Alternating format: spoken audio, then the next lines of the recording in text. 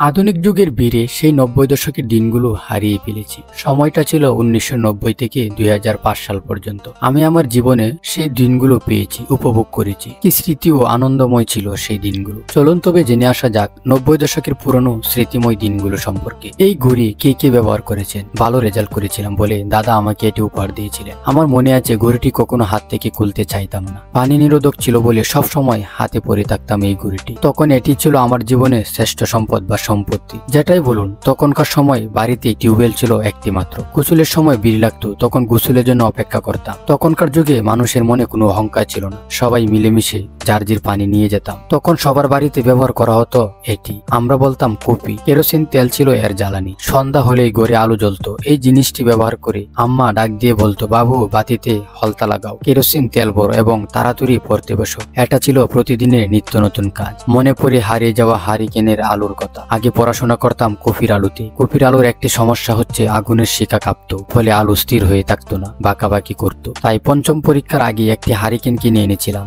আজও সেটি আছে ধুলাবালি পূর্ণ অবস্থায়। মনে পড়ে সেই ক্যাসেট প্লেয়ারের কথা। সবাই একসাথে হয়ে কোনো গাছের নিচে বসে ক্যাসেটের গান শুনতাম, সবাই আনন্দ ভাগাভাগি করে নিতাম। কি খুশির দিনগুলো ছিল।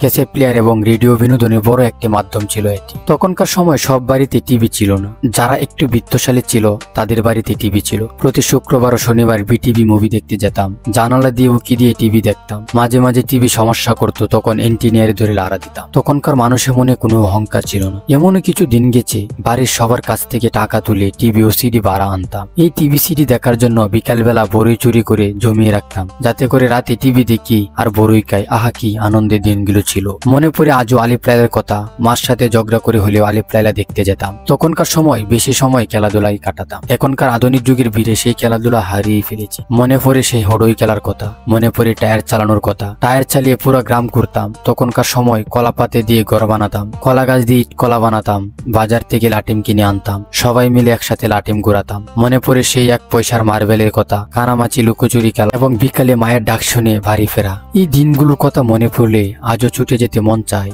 যদি ফিরে যেতে পারতাম সেই ৯০ দশকের দিনগুলোতে। ৯০ দশকের শৈশব ছিল এক অন্যরকম স্বপ্নের জগৎ, যেখানে সময় ধীরে ধীরে চলতো এবং ছোট ছোট জিনিসে আনন্দ খুঁজে পেতাম। সেই দিনগুলো ফিরে পেতে ইচ্ছে করে, কিন্তু সময় তো আর ফিরে আসে না, শুধু স্মৃতি হয়ে থাকে।